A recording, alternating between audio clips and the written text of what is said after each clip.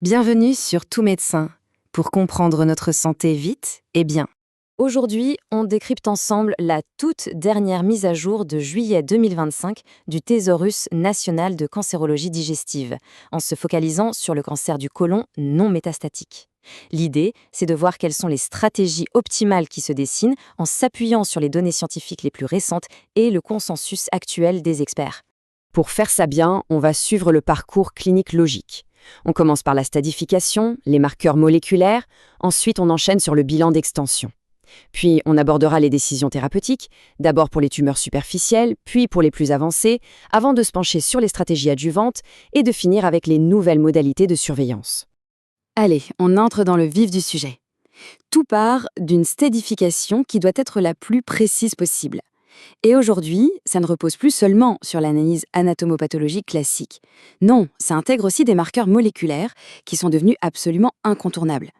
La classification TNM, 8e édition, reste évidemment notre socle, notre référence.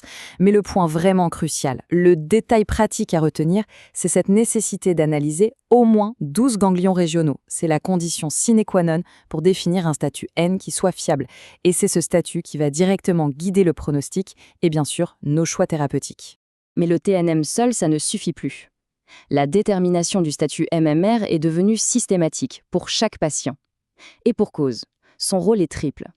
D'abord, il est pronostique. On sait que les tumeurs DMMR de stade 2 évoluent mieux.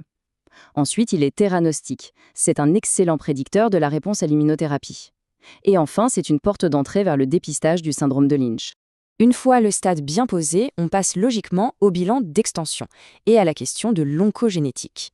Ce bilan, il doit être mené tambour battant et de manière complète. La pierre angulaire, ça reste bien sûr le scanner thoraco-abdominopelvien injecté.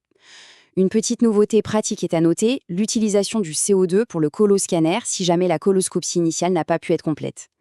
Et attention, un point très important concernant la CE, s'il garde une valeur pronostique avant la chirurgie, il n'est plus du tout recommandé pour la surveillance. C'est un changement majeur, on y reviendra. Et ça nous amène tout droit à l'oncogénétique. La recherche systématique du statut DMR/MSI, comme on vient de le dire, devient la clé de voûte. C'est ce statut qui va déclencher la discussion d'une consultation d'oncogénétique pour aller chercher un éventuel syndrome de Lynch, en plus bien sûr des critères plus classiques liés au nombre d'adénomes. Parlons traitement maintenant, en commençant par les tumeurs superficielles.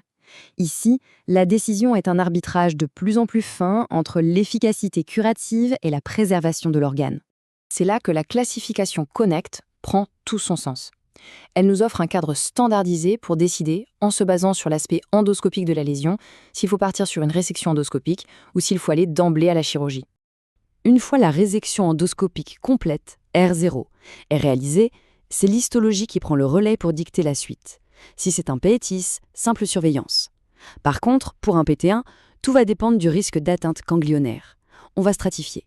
Pour un bas risque, on surveille. Mais s'il y a un haut risque, c'est-à-dire une invasion sous-muqueuse de plus de 1000 microns, une faible différenciation ou des emboles, là, la chirurgie complémentaire reste la recommandation forte. On monte d'un cran.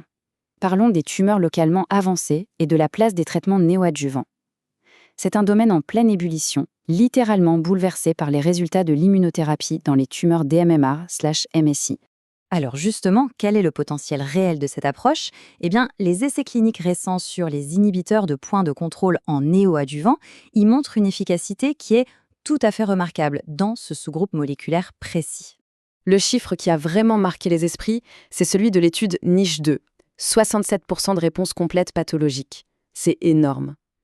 Évidemment, ça ouvre la porte à des stratégies de type watch and wait, mais soyons très clairs. Pour l'instant, ces approches restent du domaine de la recherche et doivent impérativement être confinées aux essais cliniques. Donc en pratique, aujourd'hui, qu'est-ce qu'on fait ? Pour les tumeurs PMMR, le FOLFOX néoadjuvant est une option de grade B suite aux résultats de l'essai Foxtrot. Pour les tumeurs DMMR, la règle reste simple, il faut orienter vers un essai clinique. La seule petite exception, c'est une discussion au cas par cas en RCP, dans un centre expert, pour une tumeur qui serait à très haut risque chirurgical ou jugée non résécable d'emblée. Passons à l'étape d'après la chirurgie, le traitement adjuvant.